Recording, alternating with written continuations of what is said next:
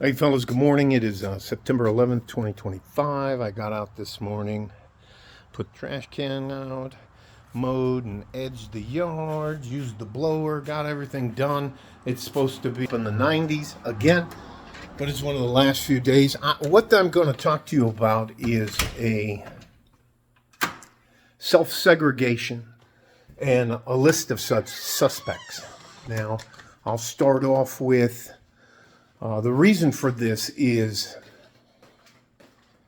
sometimes it takes a tipping point for things to happen.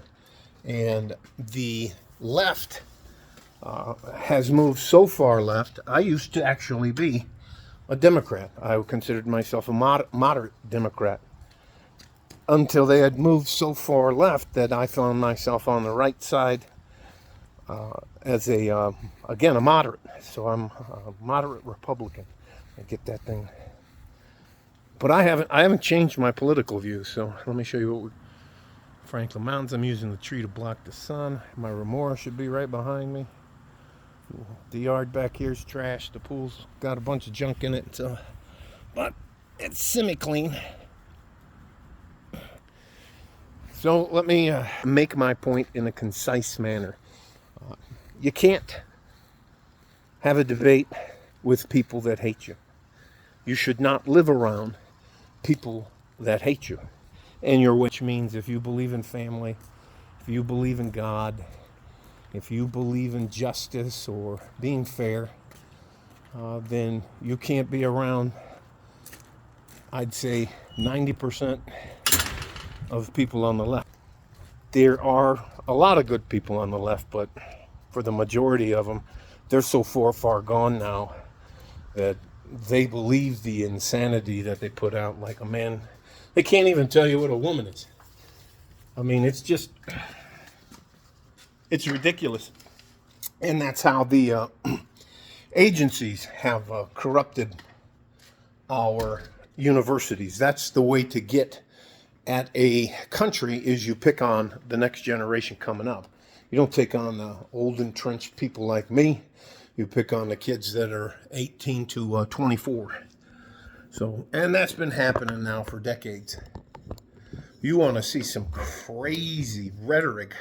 Every once in a while, I go to UTEP. I would go to UTEP and just be blown away by how radical some of the people are. I get called some names. I mean, just come on, give me a fucking break. So, anyways, back in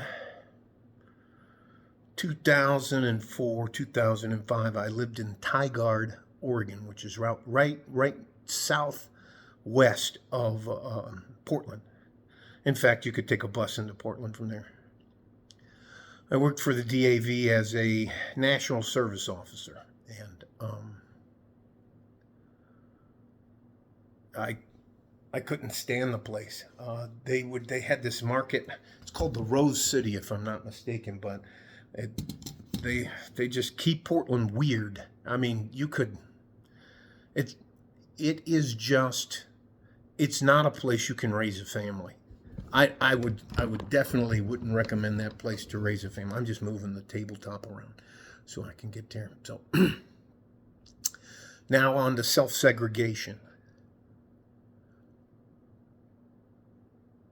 When you grow up in an environment, you don't know that there's a culture. Any environment, any neighborhood you live in has a culture. It has a certain set of churches. It has a look. It has a feel. And I grew up in thug gang culture in Highland Park, Detroit, and I know what that is. I know how they talk, how they act, all that. So, well, what I mean about self-segregating, people do it automatically. There used to be a thing they would call in a city or a county, you call the red line. Where's the red line at?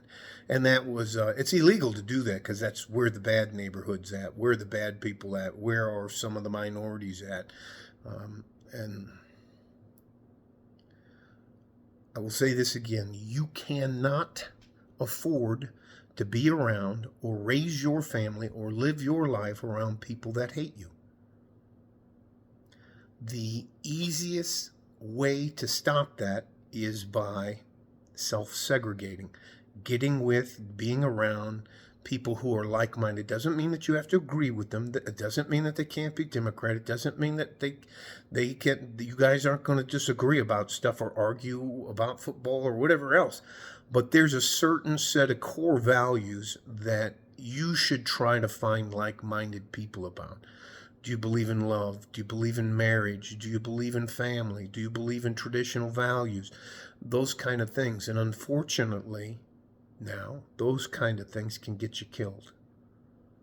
So I want you to consider, when you move or put yourself in an apartment, that you consider the culture and the environment that you're putting yourself into.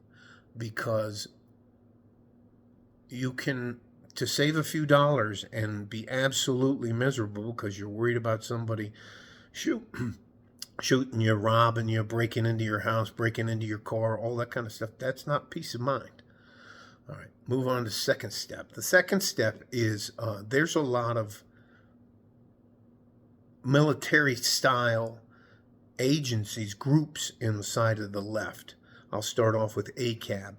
All cops are bastards. That's when the BLM started off. Black Lives Matter is a racist organization. ACAB, anti-cops, anti-Leo. They're both armed. They both believe in using violence to persuade you to change your mind. They'll make it so painful for you that they'll threaten your life. The other one after that is called the John Brown Society. John Brown, during the Civil War, got a bunch of guys together and went down and tried to liberate some of the places in the South. Now, they got crushed, but that's why it's usually, sometimes they talk about, they're a very secretive group. They believe in going to the range and practicing with rifles. And the next one up is the DSA, the Democratic Socialist of America. They are, and here, listen, it is important you know the people and groups that hate you.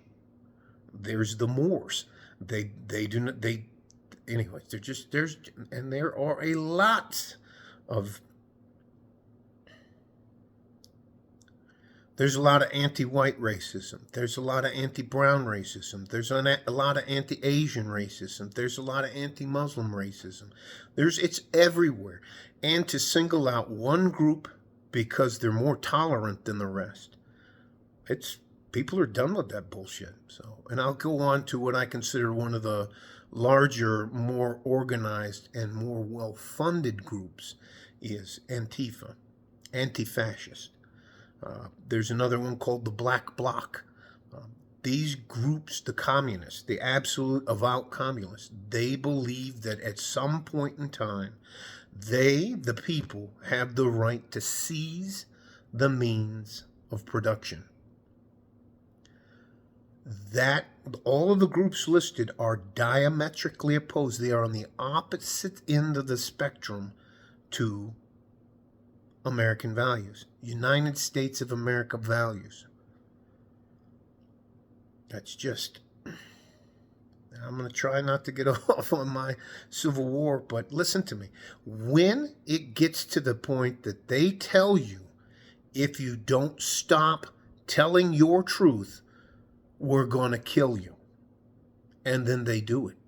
And they did this in a high-profile manner to make people afraid, to make people angry, to get people talking about it, to make themselves, with one tiny act, make themselves feel like they've struck a blow against truth, justice, the American way, family, traditions, Republicans, whatever else. And they have a lexicon that they use against us. You're a Nazi, you're a fascist, da-da-da-da-da. Now, last time I checked, communism has killed millions more people than the fascists did. So I'm not saying either one of them are right, but come on now, just stop. So lots of people are going to be emboldened, and you can tell how deranged people are when you see them celebrating. There's a channel, a TMZ channel. right before they announce it, and they're telling the staff, they're all cheering that Charlie Kirk was shot and killed. It's insane. That is in pure insanity. What did Charlie Kirk really do? What did he really do? He would ask you, what is a woman? He would let you say your deranged piece of stuff and then try to talk to you in an intelligent manner. He didn't shout people down. He let people have a mic. He gave them a podium to where they could preach whatever they wanted to. What did they do? They shot him when he was sitting in a chair, through the neck, in front of, thousands of people. So that was their making a point. Oh, by the way, he got away. And there were people in the crowd celebrating his death. That is what we're up against. That is the entrenched manifesto, mind-bending reality those people believe in.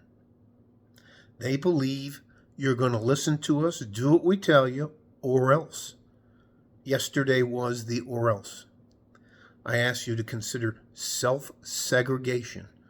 There are good people everywhere, and then you can throw in on top of all of those other crazy people, the thug ghetto culture. It's a shame, and the scars that his wife, and those children will have to deal with. You can't afford to be compassionate and empathetic to people that hate you. They're going to just simply use that against you. They're going to tell you you're a colonizer. You're part of the patriarchy. You're the problem. I'm the problem. They don't want to talk. They don't want to make peace. They want to take over. And unfortunately, we are becoming oil and water. So consider self-segregating, and I'll put a list of these organizations down in the description so you can take a look at them on your own. But you should know the people who want to destroy your way of life. You should identify your enemies and be aware of them. And you should be willing to self-segregate and be around people of your own like mind. I go to church. I have to sit in the back, and I don't do the holy water because it burns. That's a joke, by the way. Anyways, all right. Love you guys. Stay safe and healthy. Take care of each other if you can, and if you can't, you have to take care of yourself. Love you. Like a fart in a G-string from West Texas, El Paso. I'm out of here. Bye-bye.